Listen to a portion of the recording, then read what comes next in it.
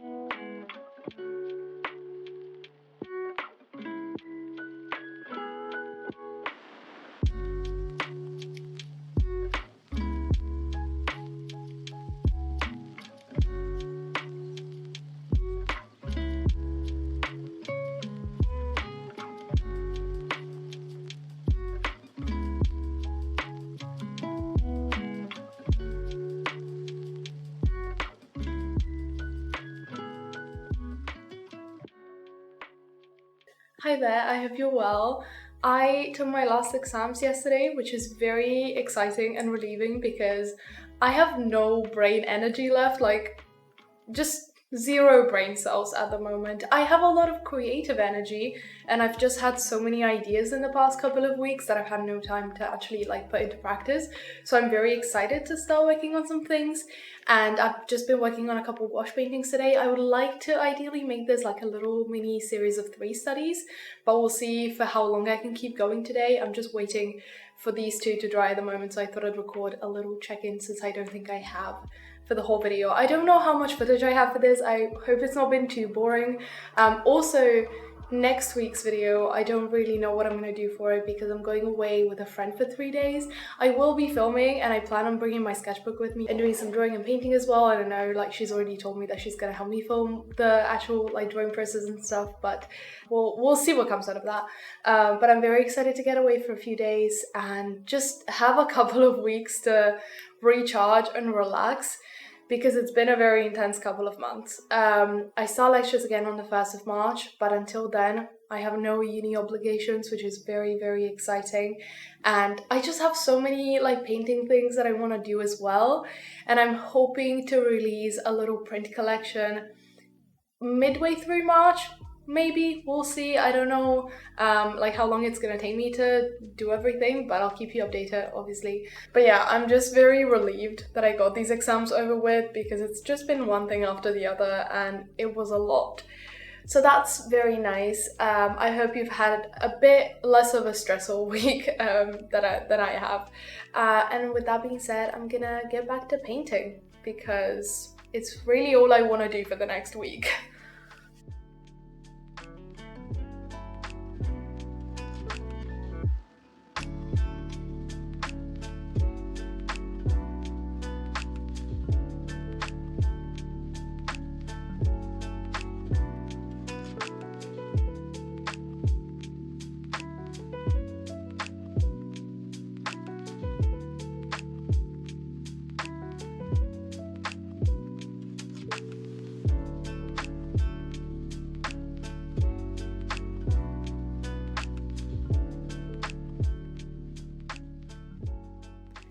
In the end, I decided to only finish these 2, and then since I did really enjoy working on these, I think I might make some more next week, but I just wanted to really finish these and get these done, and I ended up adding a few details to both of them, and these were really, really enjoyable to work on. I think it could be nice to have a little series of 4 or 5 to turn into prints eventually, and maybe make some smaller ones or just in different sizes as well. I'll play around with the idea in the next few days whenever I have time, but for now these are the 2 that I came up with, which I'm really proud of.